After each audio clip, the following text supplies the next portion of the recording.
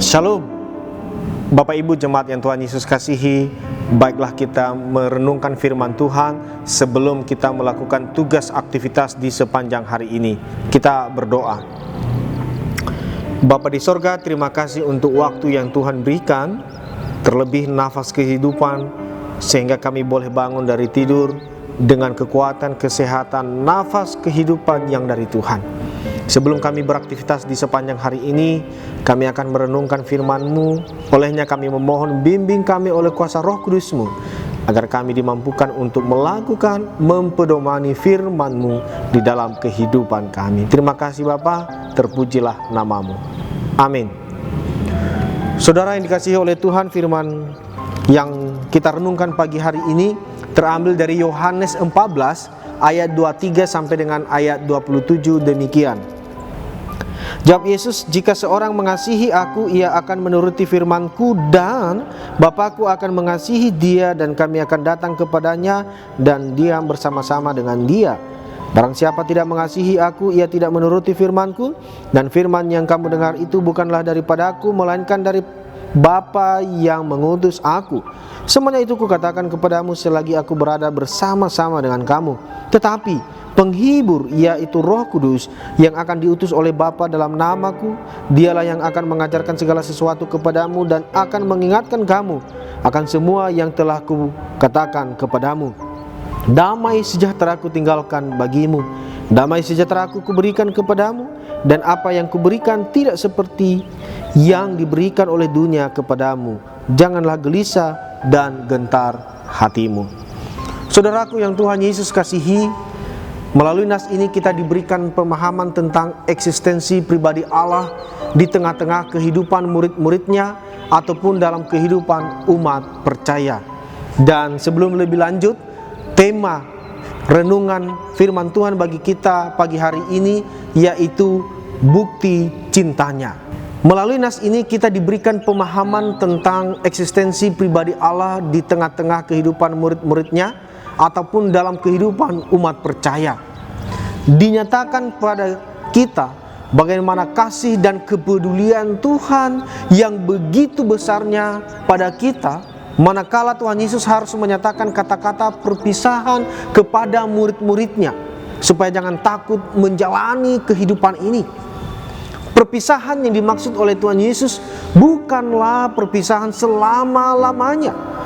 Hanya rencana Tuhan atas kehidupan ini harus dinyatakan, bahwa tidak untuk selamanya Tuhan akan bersama-sama dengan manusia itu secara daging. Sekali lagi, bahwa tidak untuk selamanya Tuhan akan bersama-sama dengan manusia secara daging. Tetapi Yesus harus menyatakan rencananya hingga berkorban untuk penebusan dosa manusia dan juga kembali ke tempatnya yang kudus.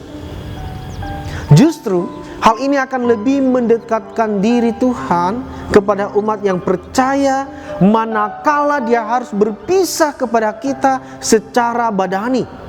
Sebab kuasa Allah akan semakin nyata ketika Tuhan Yesus kembali pada kemuliaannya. Itulah sebabnya Tuhan Yesus mengatakan di ayat 28, sebab Bapa lebih besar daripadaku.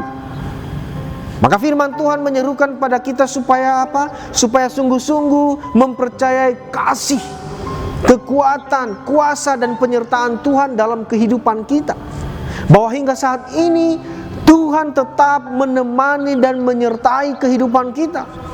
Kita bisa merenungkan dalam kehidupan kita bagaimana keberadaan Tuhan dalam kehidupan kita dan betapa Dia mencintai kita.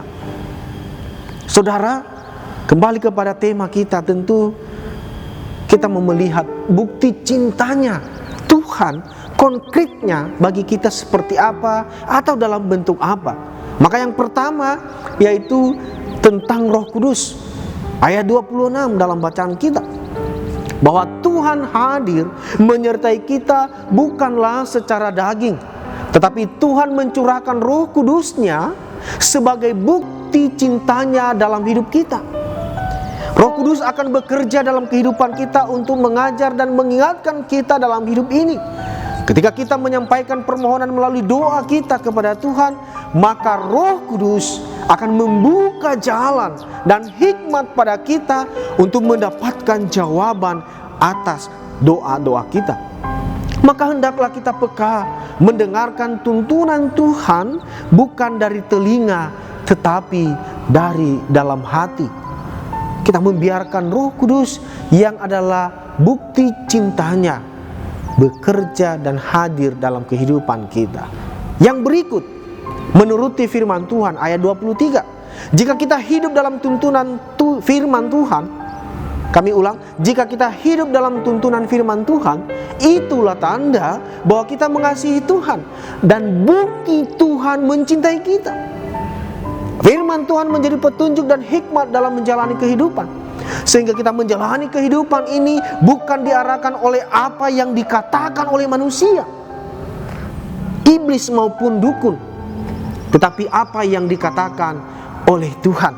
Dan firman-Nya ada pada kita sebagai bukti akan cintanya. Yang berikut, bukti cinta Tuhan, yaitu damai sejahtera yang diberikannya, ayat 27. Bukti cinta Tuhan dalam kehidupan kita juga nyata ketika ada damai sejahtera menguasai hidup kita. Ada keyakinan akan kuasa Tuhan, ada sukacita walau apapun yang terjadi dalam kehidupan ini. Ketakutan, kebencian, dendam, sakit hati jauh dari kita oleh karena damai sejahteranya. Dan itu adalah bukti cinta Tuhan.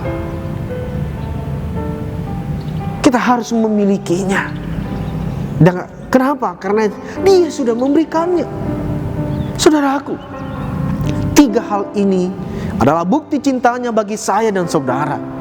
Kiranya kita dapat jadikan sebagai kekuatan dalam kita memaknai pengorbanan Yesus di atas kayu salib dan kebangkitannya dalam perayaan Paskah. Kasih karunia Tuhan turun menaungi kita semua.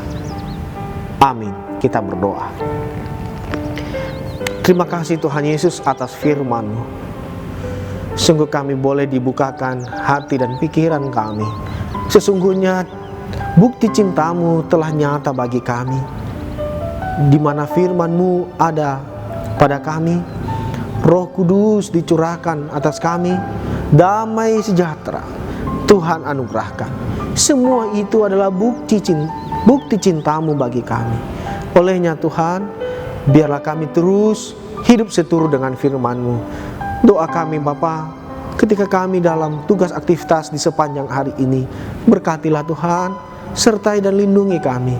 Buatlah berhasil apa yang dikerjakan tangan kami, dan hidup kami sungguh seturut dengan kehendak-Mu. Terima kasih Bapa, Engkaulah yang beserta dengan kami di sepanjang hari ini. Dalam nama Tuhan Yesus, kami mengucap syukur dan berdoa. Amin.